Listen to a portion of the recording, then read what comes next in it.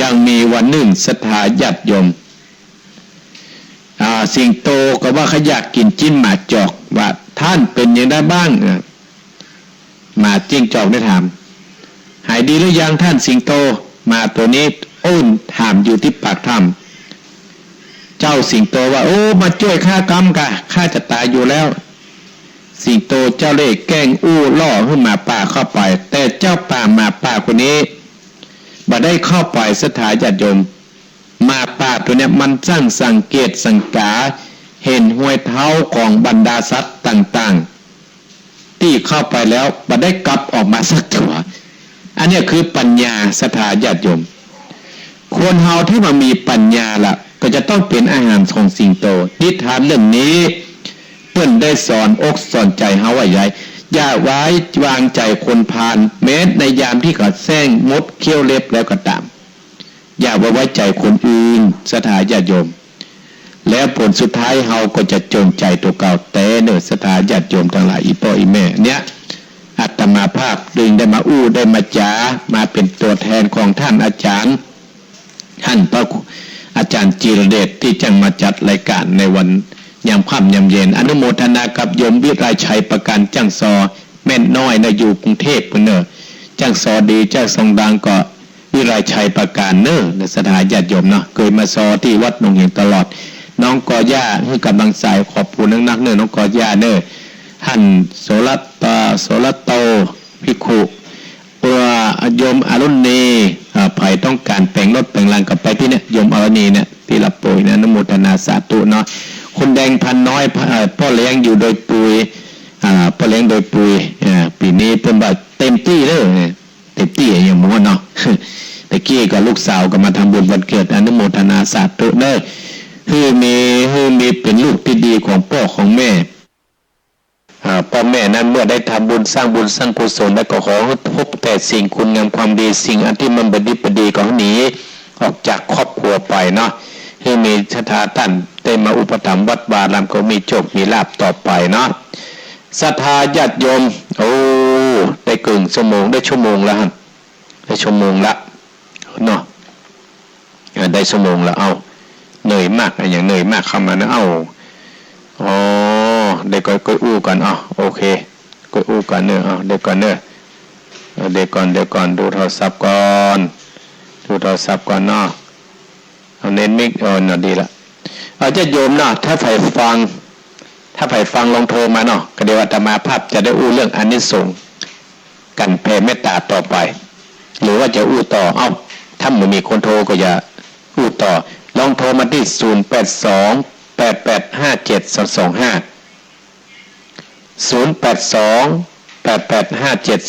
0828857225ลองโทรเนี่ยถ้าบำเพ็ญโทรอาตมาภาพก็จะอู้ต่อเนาะเขาอู้คนเดียวก็อยากฟังบรรดาศรัทธาญาติโยมที่อยู่ทางบ้านทางจองต่อไปก็เดี๋ยวอาตมาภาพจะอู้เรื่องอานิสงส์แห่งการแผ่เมตตาถ้าภายบัตรโทรก็จะอู้ต่อแล้วนะอู้ธรรมะต่อแล้วนะ0828857225โทรศัพท์นี่มีปัญหากันเนี่ยขึ้นมีกันเนี่ยมีกันเนาะลองโทรมาเนอะ0828857225ว่าจะได้ดักจิ้งปิ้งมาละฮะ9170จะเริ่มต้นไว้สาครับท่านพระครูอันนี้ผมเป็นอุปสกเนาะ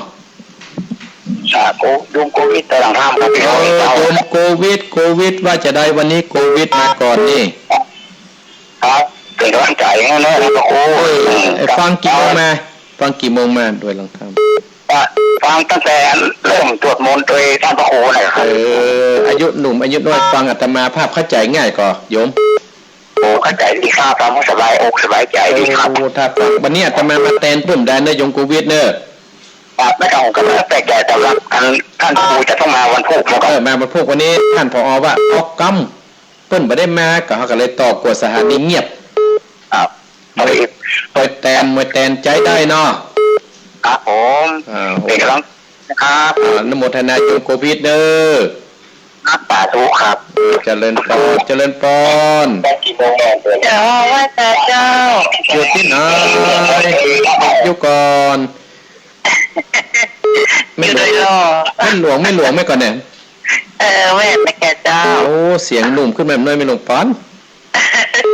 บ้า บ จะ อกโอ้ยามแยงนะแก ไม่ส่งสบายดีนะ เจ้า ไปทางใดมาวันนี้ วันนี้ไปแกเจ้า โอ้ถ้าขายดีก็โชค ขายได้เรื่อยๆเจ้า ดีละบุญรักษาเด้อ เจ้า แต่บอกบุญล่วงหน้าพวกเนี่ยบัดล่ำมานี่เกือบพอวันที่2 พฤศจิกายนนะขั้น3 เดือนเนอะ ไปจ้ะเจ้า ยินดีนะแม่เนอะ เจ้า เจ ว่า ริ แต่ ญพ เจ้าร แม่หลวงบรรดาโจกเจริญพร ไปแต่เจ้า อันนี้แม่สุกตาล้อ ถ้าจำได้แน่ โอ้แม่สุกตาล้อจำได้แกแม่สุกท่าล้อ ให้แต่ฟ้าผ่านก็รู้สึกมันติดมันสะมันจานเนี่ยกับแมลงอ่ะ อันนี้มันนี่มาแตนเปิ้นอ่ะได้ยินสะดุ้งกันเนาะ อ๋อบัตรดุ้งเจ้าหมุนมาจับว่าวันนี้มันจานแทนแมนเนี่ยวันนี้มันติดเนาะ วันติดมาแตน มั เปิ้ น นอย่า ติดมันเบนแต่เอาว่ามันจานมันลืมไป มัวแตนนะแม่ จับ มัวแตนเนอะ มันมากกว่านี้เลยเข้าใจดีเมื่อวันนี้เนาะ อนุโมทนาเนอะ กำลังใจท่านสิเนอร์ เจริญพรแม่สุกตาล้อเจริญพร เลยจ้าพระพุทธเจ้า แม่เรือนมาแล้วแม่เรือนมาแล้ว เจ้าแม่ฟังอยู่เนอร์ ฟังอยู่เนาะ เจ้าฟังก่อนจะกำเนอร์ ว่ามา เจ้าขออนุญาต ว่ามา หมดราคะโลหะโม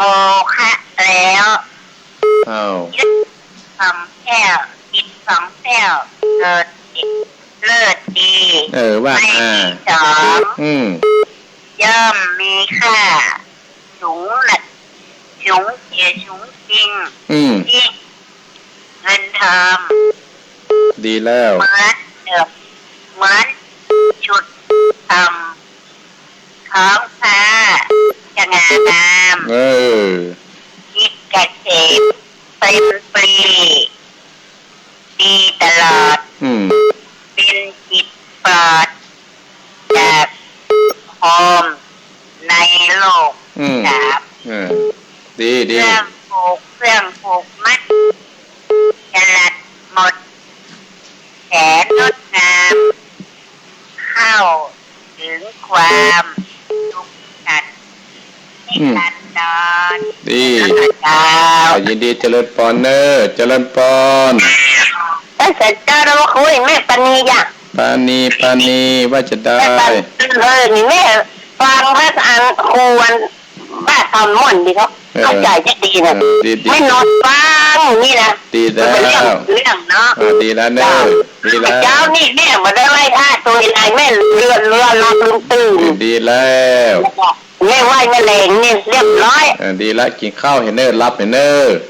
กินข้าวเรียบร้อยแม่อยู่ในกันที่นอนแม่ ดีแล้วเนอ อ้าวไม่จ่าเจ้าแล้วคุณ เจริญพร ภาษาครับ ว่าจะได้ไอเจจะเผื่อเวลากะ สัญญาณชัดเจนดีเด้อ เจสัญญาณชัดเจนขอบคุณเนอ วันการนี้เพิ่นรอเตียนที่วัดท่าโขรีผักหรอครับ ดี รอเตียนของผู้สูงอายุ จะรอ ตะโกนตลอด ยินดีแล้วพี่นาย วันนั้นเพิ่นจะปล่อยปลา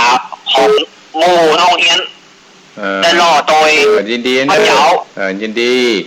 มาตอนนี้เพิ่นจะรอเตียนที่โบน อนุโมทนาสาธุเนอ ครับภาษาครับคือกำลังใจดื้อ โอเคเจริญพรไอเจเพื่อว่าเพิ่นมีเราเตียนเอาแม่มาเจริญพร เจ้า โทรมาจากไหนเจ เจ้าเจ้า ที่ไหนก็ เจ้าจอมตอง ห้วยโจ้จอมตองห้วยโจ้แม่จันกะห้วยโจ้ ตาเจ้า แม่จันตาแม่ตาว่าจะได้วันนี้ ตาของการม่วนเต็มหมดเลย ม่วนแตะม่วนว่าเนาะวันนี้7 โมงครึ่งแล้วว่าจะต่อแล้วครับมีโทรเข้ามายินดีนะแม่ตาเด้อ เจ้าแต่เจ้า เจริญปอนเจริญปอนเม็ดจันตาห้วยโจ้ว่ามาเจริญปอน จะไว้ข้าวข้าวให้หลวงปู่ บัวบุญธรรมว่าจะได้พี่น้องพี่น้องป ค ว รับผ น้อง ม ได้ยินแล้วเนาะวิทยุกะ ครับวิทยุครับกี่เฟสครับ ตะกี้เฟสน่ะอนุโมทนาสาธุเนอะ ครับ บุญรักษานะครับ ผมเป็นหลังเนื้อ เจริญปอนพ่อบุญธรรมเจริญปอน อย่าไปสาเจ้าท่านพระครู นี่เด็กกัน แต่การได้ฟังธรรมจากคำเทศจากค ได้เกินอันนี้เนี่ย ำ ให้หัวนี่ได้กันเนี่ยเมืองเวียงแบบเป้าแม่นแหเนี่ย เลี้ยงพระเป้าเรียก แม่ จ้า ดวงเดือนไหมก่อน แต่ละเจ้า เนี่ยแม่ดวงเดือนนะกูแต่ก็จะว่ากบพิษเนี่ย ไม่ได้โทรหาเมื่อละ วันนี้ปาดังได้ วันนี้ไปรอเตียนวัดต่างไคร้ ถ้าจะม่วนทหารพูดลงเฟซลงไลน์กัน เอาคนนักคณะท่านพระครู คนตัวอำเภอกันทั้งตำบลแม่ ถ้าตำบลไม่จะดีเจ้า ตำบลไม่จะดีเพิ่นมีการเต้นกันทำเหมือนกันนะ พอดีเพิ่นก็นิมนต์ทุกเจ้า30 กว่าตนนะเนาะ มานักมาหลายเนาะในตำบลนั้นเนาะในตำบลนั้นเนาะ จังเวียงก็มาวังเหนือก็มาตามสายบุญนะกะ ยินดีอนุโมทนาสาธุเด้อแม่ดวงเดือนเจริญปอนแม่ดวงเดือนเจริญปอน เจ้าของเราเจ้าของพระเจ้า อันนี้นอนที่ไหน แม่กระเป้าแม่จ๋า แม่จานปลาเงี้ยวแม่จานปลาเงี้ยวแม่จานปลาเงี้ยวว่าจะ มาได้ ได้ ฟังประจำเนื้อมาไปเนี่ยก็จ่อมาถึงบัดลุง แม่จานปลาเงี้ยวไปเนี่ยเก้าจอมมาปะได้ยินกะอู้ปลายเนาะ ผมได้ไปฟังอย่างนั้นเลยอ่ะ ก็ได้แต่มาก็จะเหลืออยู่เหลือน้อยอยู่เหลือเวลาที่จะบรรยายอยู่เนาะ ฟังก็ข้าวแล้วบัดเดียวเนี่ยก็ ก็ได้จะอู้ต่อเนไว้เนอ จ้าเขาไว้จ่าตรงนั้นแต่ไม่เจ้า ปอนสถาญาติโยมต้องโทรแล้วเนาะอาตมาภาพจะได้อู้เรื่องอานิสงส์กันแผ่เมตตาต่อเขาลองพอว่ามันมีไผ่โทรพ่องเอกผลปรากฏก็ว่ามักหน้าหลายตาตั้งเวียงปะป้อเพิ่งกำลังไปเอี่ยวมาเนี่ยอาจารย์เพิ่งกำลังไปเอี่ยวมาอยู่ไปเงี้ยวเพิ่งกำลังไปเอี่ยวว่าเก้าจอมบางคนก็ไปหล่อเตียนบวกค้อนเนี่ยกับสถาญาติโยมเนาะอาตมาภาพจะได้อู้ต่อตะกี้อู้เรื่องอานิสงส์แห่งการหล่อเตียนและถวายเตียนไปในตัวสถาญาติโยมเมื่อห้าวกินห้าวทานแล้วอีพ่ออีแม่บรรดาศรัทธาพ่ออุ้ยแม่อุ้ยแม่ละห้าไปกำเนาะแล้วไปจะโคตรนะตกไปแล้วมาใหม่ไปได้ห้าเดี๋ยวไปได้ปิดเนอะมันหายไปนะมันหายไปวันนี้จะได้อู้ถึงอานิสงส์แห่งการแผ่เมตตาการแผ่เมตตามีสมัยเมื่อพระพุทธเจ้าของตนเฮานี่นะประทับอยู่ที่วัดเชตวันเมืองสาวัตถีแล้วทรงได้ปรารภเมตตาสูตรกับหมู่ภิกษุตั้งหลายสถานที่จำภาษาอยู่ในที่หันเนี่ยศรัทธาญาติโยมในการแผ่เมตตาบรรดาอีพ่ออีแม่ที่ผู้อาจารย์ที่บอกว่าพากันแผ่เมตตาเนอะแผ่เมตตานี่มีหลายบทหลายอันศรัทธาญาติโยมและแต่พื้นที่อย่างที่วัดอาตมาภาพหนองเหียงนี่ก็หลังจะได้แผ่เมตตาเพื่อสัพเพสัตตาอันว่าสัตว์ทั้งหลายที่เป็นเพื่อนทุกข์เกิดแก่เจ็บตายด้วยกันทั้งหมดทั้งสิ้นเนี่ยที่วัดหนองเหียงนะเวลาจงเป็นสุขเถิดจะได้มีเวรแก่กันและกันเลยอัปปยาปัชชาจงเป็นสุขเถิดจะได้มีความเบียดเบียนซึ่งกันและกันเลยอานิคาจงเป็นสุขเถิดจะได้มีความทุกข์กายและทุกข์ใจเลยสุขีอัตตานังปริหารันตุจงมีความสุขกายและสุขใจรักษาตนให้รอดพ้นจากทุกข์ไปทั้งหมดทั้งสิ้นเถิดเนี่ยเป็นแผ่เมตตาที่วัดหนองเหียงนี่นะบางบทมันก็จะมีต่อว่ายังกินจิกุสนังกัมมังได้ก่อนนะพู ปุดเกิดผู้กลางแล้วเอาฮับไปกรรมนะพี่เดือดเนาะเจริญพร กับไปสาเจ้าที่ไหน นี่ที่ไหน ที่ไหน แม่แก้วกะ เจ้า แม่แก้วปุ่งแยงกะ ไอ้แก้วมันใหม่วังเหนือเจ้า แม่แก้ววางบางเหนือลำปางแม่แก้วอุดรวางเหนือวันนี้ไปเรียน รอด บ้าน เตียน ไหนจีดีไปรอเตียนน่ะจ้ะ โอ้ดีละบุญรัก แต่ ษา ว่า เน ส อะ บายคำพีน่ะ ดีละ บ้านใหม่ไป3น้ำนด โอ้กันนี้ก็มาตั้งหนองเฮียงพ่อเนอแม่เนอ เจ้าวันนั้นประกาศ เพราะถ้าแม่กับแม่เพราะวันที่2 พฤศจิกายนเลี้ยงข้าวเต็มที่ เจ้า เนาะทำมาในนามของพี่น้องแม่แก้วอวดหลังลำปางเนี่ย มะนาวนับไปจะอันเขียนไปติดอันโอ้โห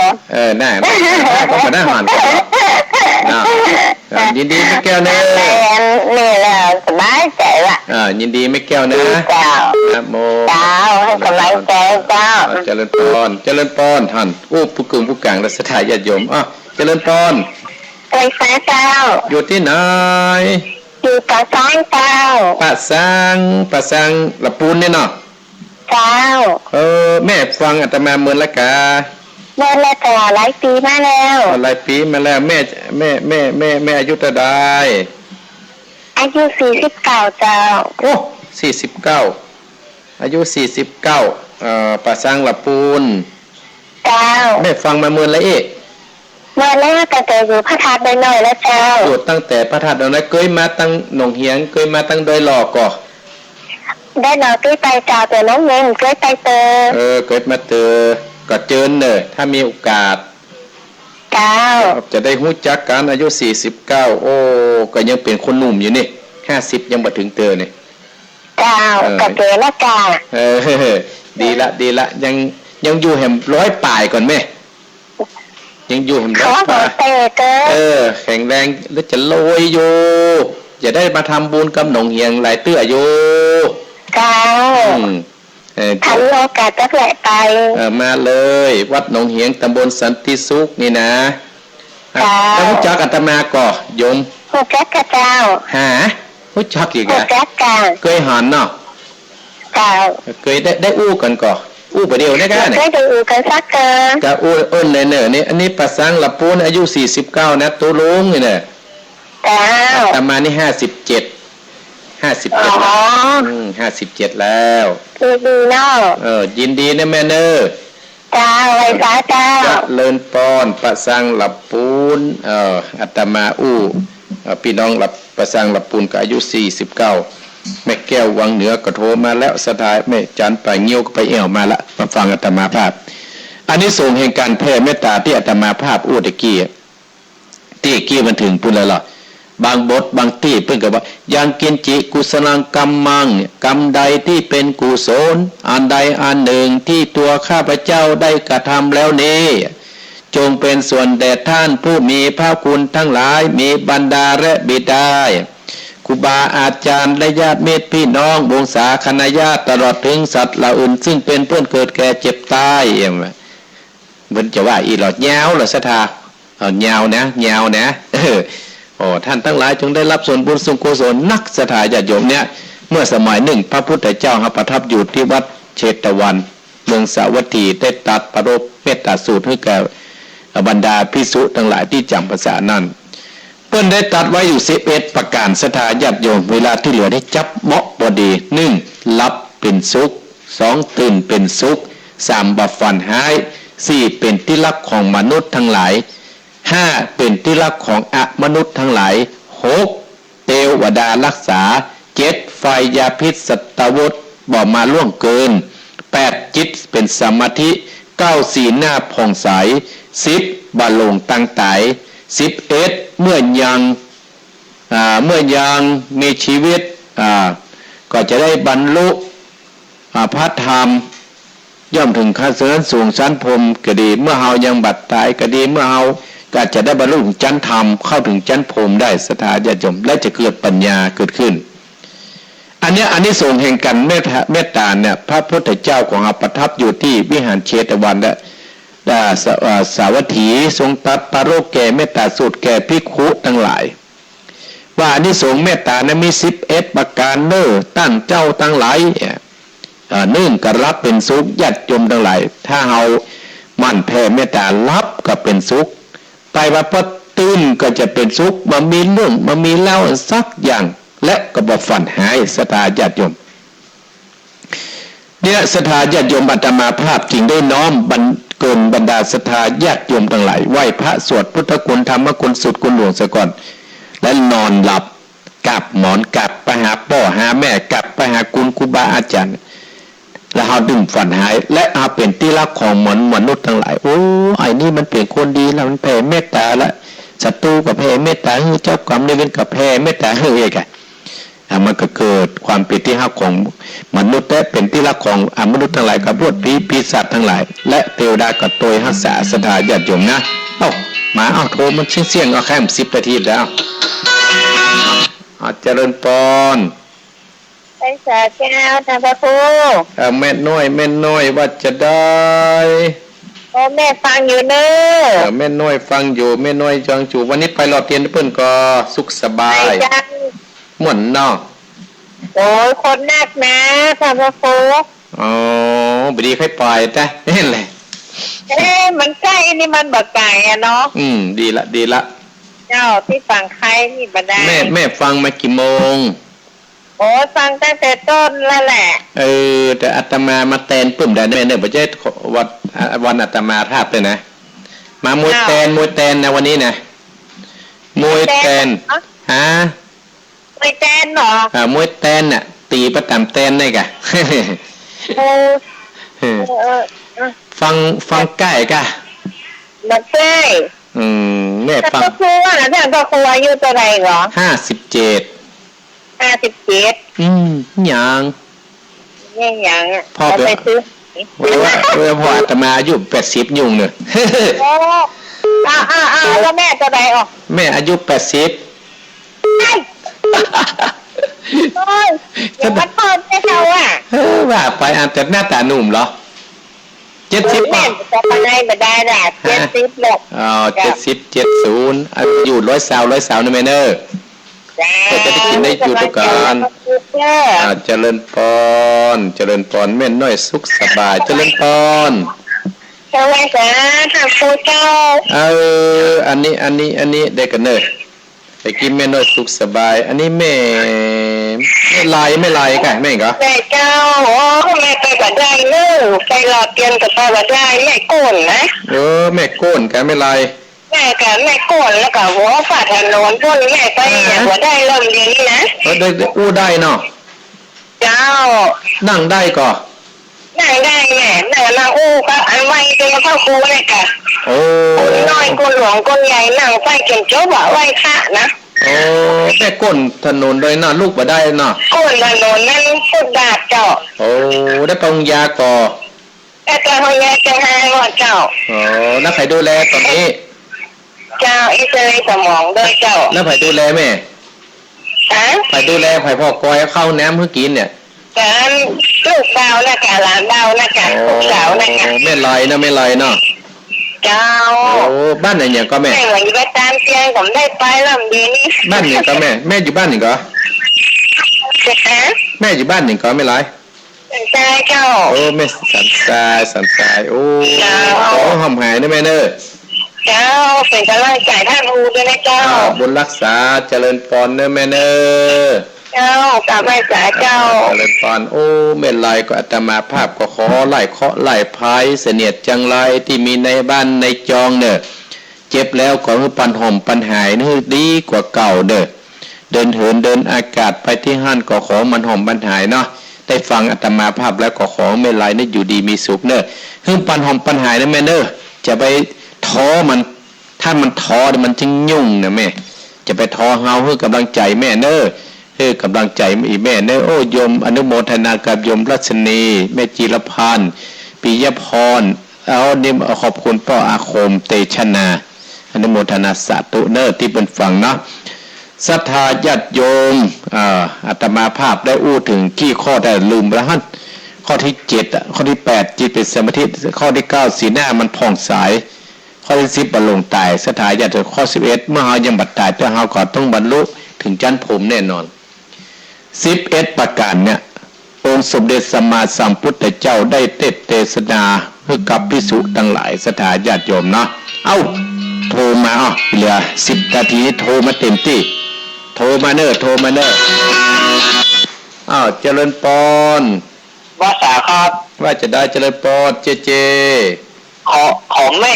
ตะกี้หายวุยนะครับ ดีละเนอะเอาไอ้เจเป็นห่วงเนาะครับบุญรักษาเด้อครับว่าสาครับขอไอ้เจเจริญรุ่งเรืองเด้อครับขอบคุณหลายเด้อเจริญปอนไอ้เจญาติโยมลองโทรมาเหลือเวลาเนี่ยอาตมาภาพก็จะออกก่อนไว้ตั้งที่สถานีสักเล็กสักหน่อยเปิ้นไอ้เจเจ้าของเจ้าหน้าที่ศิษย์เอกของท่านอาจารย์พันพระครูพิวัฒนวิกรมจะได้เกาะเกี่ยวสัญญาณอาจจะเป็นรายการของธรรมะบนดอยเนาะท่านอาจารย์วัดชัยคงจะมาแล้วเนาะคงจะมาแล้วแต่อาตมาภาพก็แห่งสักกรรมก็จะได้ล่ำลาวันนี้มาแทนเนื้อสถาญาติโยมเนาะก็วันที่21เนื้อสถาญาติโยมวันที่21ก็เจนจวนสถาที่ขึ้นชื่อแล้วก็ติดต่อรถได้เนาะส่วนอาตมาภาพก็จะประทานไปที่3วัน1ใครจะไปตัวก็อื่นมาได้เนอะเจริญปอนท่านพระเจ้าท่านพระโคเจ้าแม่คำมูลเจ้าท่านพระโคเจ้าบ้ามาอันการเตียนน่ะแม่ได้ไปหมูเนื้อมาเป็นยังแม่คำมูลห้างต่ำนะแม่น่ะเนาะเจ้าห้างต่ำเบียงปะเป้าถ้าแม่ได้ไปขออนโมทนาตัวเนื้อโอ้ว่าบ่ได้ไปปีนี้ก็ไปปีหน้านะแม่เนอะเจ้าไปปีนี้ก็ไปปีหน้ามาเป็นยังแม่มีโอกาสกับเล็กตักตวงกับของแม่นี่อยู่ดีมีสุขนะแม่เนอะเจ้าขอท่านอยู่ดีมีสุขเหมือนกันเนอะ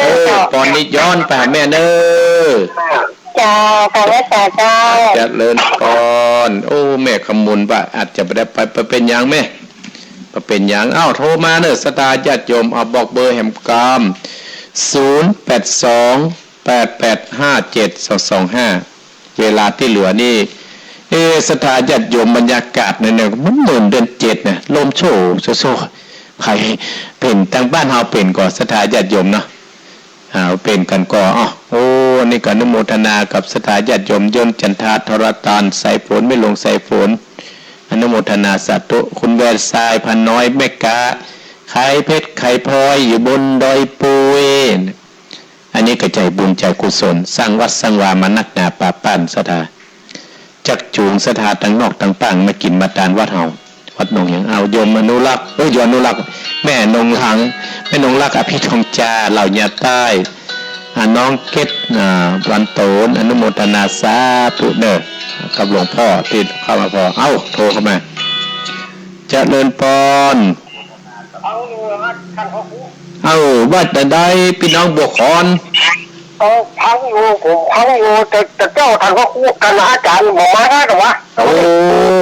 ตาบอกค่ะตาบอกอย่าปล่อยแล้วป้ออย่างก้อนเนี่ยพอสมควรนะครับพอสมควรคนนักพอสมควรครับถ้าอยากคนนักอยู่คนนี้ผมได้ไปกับแม่เขาเลยพอยาวในบ้านพอสมควรฟังตามมาแล้วเป็นจะได้วิคติกดสอนใจดีขนาดละกระทั่งว่าท่านพระครูผมก็ว่าตีเรื่อง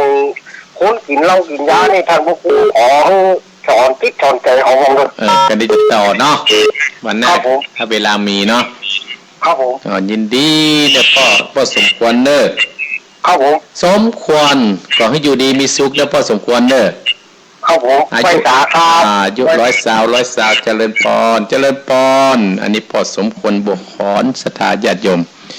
เอาละศรัทธาญาติโยมศรัทธาญาติโยมอาตมาภาพก็จะได้นำรายการ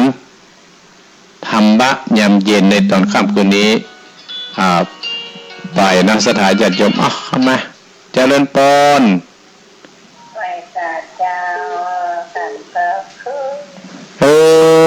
ได้กันเนอกุดกันเนออำเภอพานเนี่ย แม่สายบัวเนี่ยมาจะสายสุดท้ายแล้วนะแม่สายบัว